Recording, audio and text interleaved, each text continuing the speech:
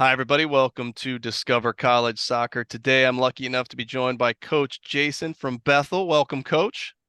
Thanks for having me, Matt. Good to be here. Yeah, thanks for being here. Really appreciate it. We're talking here kind of the end of the February. It's the college showcase season, hot and heavy. So in terms of your recruiting calendar, kind of where are you in that right now? Is the class of 24s all totally done and you're moved on to 25s? You still wrapping up 24s? What does your normal kind of cadence of a recruiting class look like? Well, I think it's changed over the years. We're trying to get further and further ahead, and still as a young coach with only a couple seasons under our belt, we're really trying to push things farther out as we go. But we're still recruiting 2024s, and we've had a great number of signings so far, and players that are committed for 24. We're going to keep pushing that, but at the same time, we're also double dipping, and we're heavily recruiting 25s right now, and then starting to peak at 26s, but there's still a lot of work to be done in 24 and 25. So that's our focus right now. Yeah, absolutely. So this being that heavy event season, what are some of the key events that you like to get to each year? Some of the ones that you're finding the most success at and want to see players at? We'll get to a couple events a year. We don't do a ton of travel just to get down to go out and scour, watch random games. If we have a number of players that have emailed us and said, "Hey, we want you to come see us," we might get down to that event. If the number is good enough. I think COVID has changed the way that we recruit in a little bit. Where 10 years ago nobody had video, now everybody is kind of expected to have video, so we can do a lot of triage work from the desk. It'll take me a full weekend to go down and see 20 players play, or I can see 20 players, get a glimpse at 20 players while I eat my sandwich over lunch. And so the efficiency for us is doing the triage work with video, upfront stuff, and then go follow up with those players and really get a good look at players in person that we're very interested in. Okay. One of the other things I think that's really changed in the soccer landscape over the last several years is the proliferation of ID camps. Do you guys run your own ID camps? Do you or your staff participate in other ID camps? Are they part of your recruiting process? Definitely. So we didn't do an ID camp, I don't think, my first year, but then we started doing a summer ID camp every year after that. So 2020, we didn't have an ID camp, but we did a kids camp even that summer. And then we've started doing ID camps. Our ID camp for 24 is going to be June 15th. And so last year, we actually recruited heavily from our ID camp. We maybe had 15 to 20 players, but the quality was very good. And we ended up signing quite a few players from that group. So that was exciting to see locally. Nate and Don over at Notre Dame have been kind enough to ask me over and to work some of their camps there on the women's side. So great relationship there, and we get to see players, and it gives us another look. And obviously it's their camp, so they get first dibs, and if they're players, they say, "Hey, we pass them along," and it's an opportunity for players to be seen by multiple coaches, as it is at most ID camps. Yeah, for sure. Makes sense. Well, whether it's at an event or through video or at an ID camp, kind of what makes up the hierarchy of things you're looking for in a player, whether that's on the field stuff or off the field stuff. Yeah, so four main things that we look for in the recruiting process.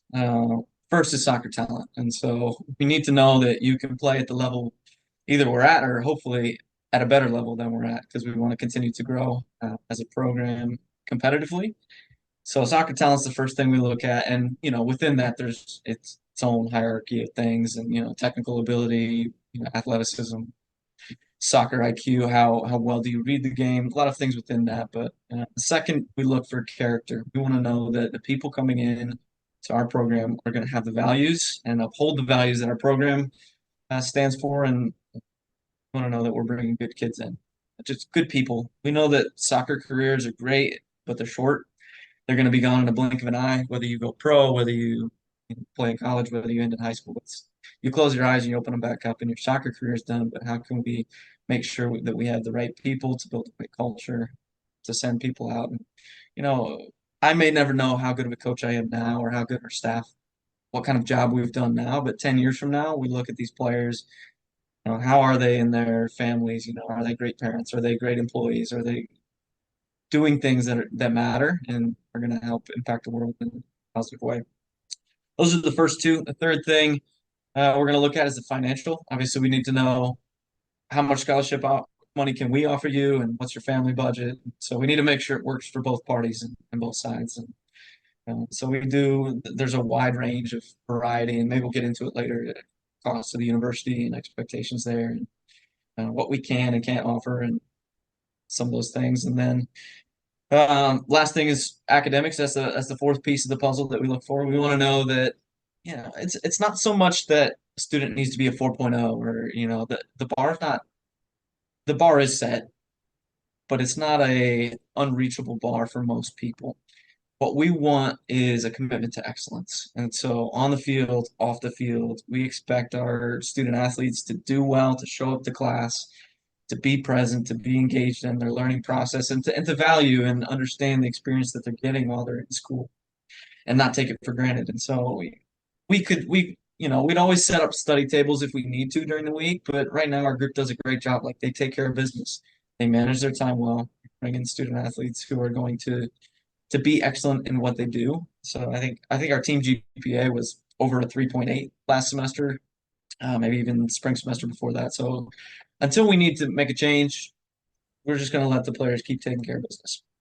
Yeah, love it.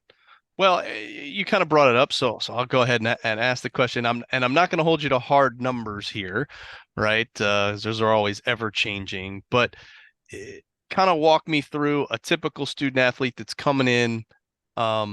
What would they expect in terms of, what is tuition, room and board? How does financial aid work in terms of academic and athletic? Can you stack? Kind of just give me a broad spectrum picture of what a player is looking at.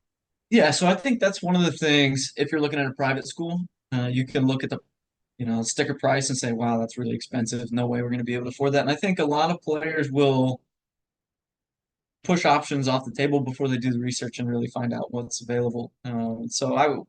For players and parents looking at schools, I would say don't rule anything out right off the table until you've done your homework and really gotten your scholarships back, and looked at the financial aspect and make sure it's the right. A lot of different things you need to look at, but be diligent and do your research if you're a parent or player looking for places. But for Bethel specifically, when you look at the cost of tuition, you look at the cost of housing and food, you're looking at roughly $45,000 a year.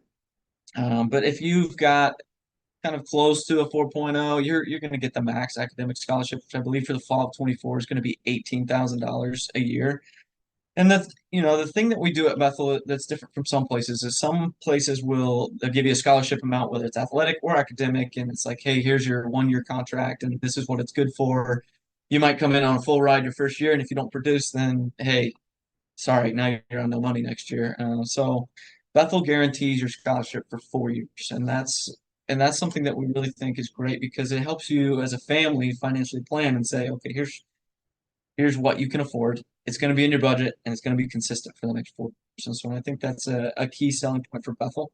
But also, we do have the ability to stack scholarships, and so you can get scholarships from the outside, not from Bethel money, and add those to whatever Bethel's giving you. And I think the more you can find, the better. And we encourage players to apply to everything because you never know where $1,000 here or $3,000 there is going to turn up. And so be diligent in looking for outside scholarships. But then you look at academic, you look at outside scholarships, you look at applying for FAFSA, getting FAFSA dollars applied, and then you look at athletic scholarship. And so when you stack all those up, it can be very affordable. And I think the average player is probably paying more in the anywhere from 15 to 25,000. But we have players who are all the way up and paying very little, and we have players who are paying a little bit more. And it's really a balancing act, as you know, across the scholarship divvying up process as you look to bring in the most talent. And obviously, the more talent we can bring in for the less money, that means we get to bring in even more talent, and so it makes us better and better and better.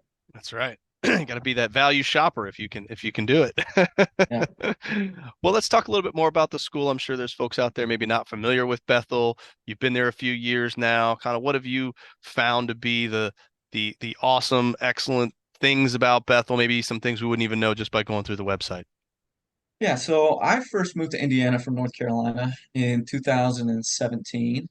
And then I was a graduate assistant. That's what I came up to Bethel for. I was a graduate assistant under Thiago Pinto, our men's coach. He's still there. They just won the NAIA National Championship in 22. Uh, but I came up to Bethel, and it was my first college coaching experience. And I got in there and I said, you know what, I want to get my master's. My dad always told me, hey, don't pay for your master's. Like, go somewhere and find somebody to pay for your master's and put in the work and earn some experience at the same time. So I did that, and grew a lot as a coach. And Thiago was a great mentor and helped me grow in the coaching world quickly. But one of the things that I wanted to do was jump up the coaching ladder. Hey, I'm going to do this, and I'm going to go up, and I'm going to be an assistant coach somewhere. I'm going to be a head coach, and then find myself at the biggest school with the biggest name, and do those things. But the more time I've spent at Bethel, the more I've realized it's really a special place, and it's the people. And that's probably pretty cliche to say, but I think even a lot more than some good places that I've seen and been in and been a part of.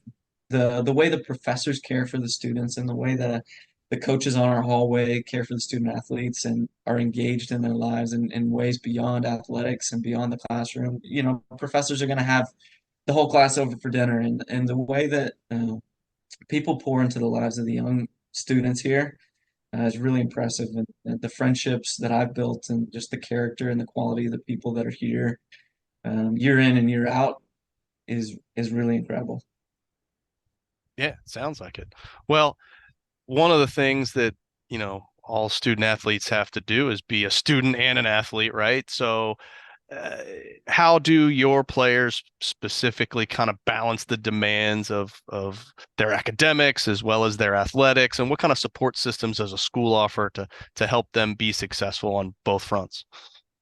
Yeah, I think part of it is in the recruiting process. We want to make sure we're bringing in players that we don't have to babysit, and players who are already at a certain level of responsibility and willing to take ownership for what they're doing. But the school itself provides a great set of resources, whether it's the career center looking to go to the future, whether it's tutoring in any class you need, whether you can get the resources, the counseling, the psychology, whatever you need, the school has it to help support the student athletes. Student centers and writing centers, if you need help in specific areas, those are available for all the majors and all the classes. Our student athletes, you know, the women's soccer players, they do a good job. They're very disciplined. They manage their time well, and whether it's writing a paper on a bus on the way home from a game, or whether they're knocking out an hour between, I'm sure it's pretty common to see high levels of excellence in season, even more than out of season, because you're busy and you have to manage your time. Where the spring, you have a little bit more flexible time, and sometimes when we have flex time, we waste time and yada yada yada. But uh, I think there's a perception coming from high school students that they haven't understood yet because they haven't been in the college scene. Is you're not sitting in class from 7:30 in the morning until 3 o'clock in the afternoon. Like, it's not a straight class. You may have two classes on Tuesday. You're going to have 3 hours in between that class. And so how you choose to use those 3 hours is now up to you, and the ownership is on you. So you can knock out all your homework during the daytime, and then you can go to practice, you know, in the afternoon, and hang out with your friends, do extra homework if you need to, study for the next test, whatever's. But there's a lot of time that you have in the college world, and there's a certain amount of choosing to be in certain things, and then, you know, obviously in athletics you're required to be at practice and things like that. But you signed up for that, and so I've seen a really mature group handle things well and manage their time well. It's good. Well, we talk about class and practice, so let's take a step back, rewind to October. You're kind of in the heart of the season. Can you walk me through what a typical week for a player might look like in terms when's practice, games, meals, whatever they're going to be doing in a week? What's that look like? Yeah, so we actually have two teams now. We didn't when I first started here. We've got a first team and a reserve team, or varsity and JV, if that's the terminology you're more familiar with. But uh, typical day, students are class from 8 to 3. We have practice around 4 o'clock. Sometimes, you know, somebody's trickling in 5 minutes late because they've got a chem lab that runs late on Tuesday, and that's the nature of college athletics. Is, you know, if you're going to be a student first and then an athlete, that's how it has to be. The typical game schedule is about 2 games a week. Our non-conference games early in the season staggered the days a little bit. You know, we might play on Tuesday, we might play on Friday, we might play Wednesday, Saturday. we might have a full week to train and leading up to a Saturday game. But on average, it's probably, 1.5 to 2 games a week through the season. Our conference schedules very set in stone, and it's our conference does a great job of lining up our schedule where we play 3 games. We play Wednesday, Saturday, or Saturday, Wednesday, Saturday, and then we have a full week to rest, recover, train for the next Saturday game. Play that Saturday, Wednesday, Saturday, full week to train and prep for the next Saturday's game. So it's good for player recovery. It's good periodization calendar. But that's the typical fall schedule. We're going kind of 6 days a week with the first team. Our reserve team has a little bit less of an expectation time commitment wise. They're training 2 to 3 times a week, and then they have their own separate game schedule. So they may play, 8 to 12 games a year, where the first team is playing 18 games, scrimmages plus postseason. All right. Well, you talk about having the two teams. So, what is the overall kind of roster size that makes up both teams? Is there a lot of movement? What's that kind of look like?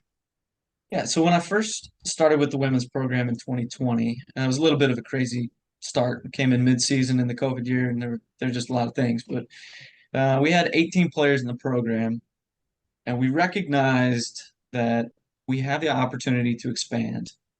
Just the way our financial aid system is set up, and there are multiple benefits. But I think one of the key reasons is, hey, we can impact the lives of more people, and it kind of fits the mission of what I want as a coach, and it fits the mission of the school. We can impact more people, but as we've expanded our roster to now we're in the 35 to 40 range, we're pushing over the next 2 years, I'd like to get closer to 45. Uh, that'll allow us 25 to 30 on our first team, and that allows us roughly 15 to 20 on our reserve team. And I think those are healthy roster numbers where it's not 70, where all of a sudden, okay, we just have way too many people who are not playing. And coaches understand if you have too many players who aren't playing, you get unhappy people and expectations are hard to manage. But I think 45 would allow us over the next couple of years as we continue to stretch our rosters a little bit and give a little bit more depth. It will allow us to give the best soccer experience to players while also challenging them in the competitive environment. We have the ability to move players from our first team to our reserve team and our reserve team to our first team. There's a little bit of movement, and right now, as we expand our reserve roster, we actually have some overlap. So we're able to best develop the players because of that. Because the players on the first team who don't see the playing time, either they want to or we want them to, it's a reality is not everybody plays and not everybody plays as much as they want to. We can get them game minutes in reserve games. We can get them game experience, and that helps them grow as players. And we've seen a number of cases where we've had that kind of bottom third of our first team roster play in reserve games, get experience, keep their fitness level high, and work their way into, hey, we had a player who played in a lot of reserve games last year. And then this year, we're playing in the national championship game at the NCCAAs, and she's in the starting 11, and I can't take her out because of how much she's grown as a player over the last year and a half. She's just put in the work. She's been disciplined. So I think it gives players a pathway to really develop. But even if you come in and you play on the reserve team all 4 years, we still believe you can have a great college soccer experience. And as we've expanded numbers, we've expanded our coaching staff, and we're really blessed with a ton of quality coaches on staff that care for the players and are great at helping them. Well, that feeds perfectly on my next question was going to be let's talk about your staff. How many folks do you have? What roles do they play? What other staff maybe are in the athletic department that help out with the team? What's that look like? Yeah, so my first year was kind of just me for the first week, and then I made a few phone calls and said, "Hey guys, I need some help, and I need it now. I need it last week." So Steve's on our staff. He's part time. He's a business owner. He's in the soccer world. He's had experience as a head coach here for 4 years previously, and he was an assistant before that for 4 years, and so a ton of experience there. Grace is on our staff. She's an alum. She played here. She's great with the young ladies in our program and growing as a coach. She's part time as well. Coach Chris is a professor here, but he's part time. Tim is our recent addition. He's been here for 2 years. Tim McClements. He's full time now. So as we've expanded the program, we've been able to financially justify, hey, let's bring in full time people and build things. We've created student manager positions and kind of created student director of ops positions. It's not, it's not like your Division I setup where you got somebody on full-time salary of director of ops, but they're gaining experience in sports management and different things like that. But yeah, Tim McClements, he's our full-time assistant. He and I are day in, day out in the office, doing the majority. He has quite the resume when it comes to soccer. He was between jobs, but wanted to move back to this area to be closer to his kids and family. And so he worked with Chalice Heineman at SMU. Tim was the head coach at SMU for a while. He was the head coach at Vanderbilt before they closed the program down on the men's side. He's been in a number of different stops. He's been at Grand Canyon men's side as well, but then he was here. So he's been great addition. As a young head coach, he's been great to learn from. That's a lot of soccer experience. I think sometimes as a young head coach, I can try to complicate things, and he does a good job of saying, okay, let's refine that, and how can we present that to the players in a way that's going to simplify it. And so we go back and forth and we collaborate really well to help develop. Awesome. Well, I forgot to mention this earlier, but congratulations on your NCCAA National Championship this year. When I coached many moons ago, we were similar to you, dual affiliated NCCAA, and at the time we were Division II. But can you talk a little bit about that in terms of just your schedule, your goals, what players can expect? What does that mean to your program? Yeah, thanks. I think it was a great accomplishment for the program. It's the first national championship in program history, but I think it's been fun to watch over the last few years. In that 2020 season, we scored 3 goals, uh, which you don't win a ton of games if you only score 3 goals in a season. But to see that group they were freshmen when I started, and they're now graduating seniors. Some of them are sticking around, and kind of, whether it was injury or COVID, we're having people that are trying to stay. But to see that senior group put in so much work over the last few years, and then obviously we've brought in some young talent. We had 4 players on the all tournament team that were sophomores. Tournament MVP was a sophomore this year. She's one of our young team captains. But the seniors have really led in a way that's been phenomenal to watch. When I first got here, there's a certain aspect of leadership where you just have to say, "Hey, here's what we're doing, here's where we're going, and this is why we're doing it." And then to get the buy-in from that class, and now I'm a little bit more leading from behind now at this point, saying, "Hey, bring people that go astray from time to time, and say, hey, let's come back, let's remember what we're doing, what our mission is, what our focus is." But the seniors are leading, and the juniors are leading, and they're taking the program where we want it to go. And so to watch them work, and a lot of the same players that were here when we scored 3 goals in the season, now getting to reap the benefits of, hey, we won a national championship this year, and we had the best record that we've had in a long time in program history. And to knock, we knocked off a top 10 team in the NAI for the first time in program history. We beat a top 25 program in the conference tournament. And we think the Crossroads League is the strongest conference in the NAI on the women's soccer side right now, and it's loaded. So when we went to the national tournament, there was a certain level of, hey, we're not going to see teams at a level that we haven't seen all year. So there's a confidence that we were able to carry in that and go play. And it was just a fun experience. Yeah, sounds like it. Well, you've been super generous with your time. Appreciate it. I got one last question for you. Uh, if you could give one piece of advice around the college recruiting process, kind of one nugget of information you want kids, families, parents to know, what would that be? Yeah, I think, well, there's a lot there, but if I were to advise parents and players, do your due diligence and be hardworking when it comes to looking for the right fit for you, and make sure you like the school. Don't go there just because of the soccer. Make sure the school's the right fit for you too, because you never know. Like, you never know when you're going to get injured, and then that's it. Because we tell our players all the time, your soccer careers are short. So make sure it's going to be a good fit. Make sure you're going to be in an environment where people are going to help you grow in your character, not necessarily just the soccer. We're going to push both here.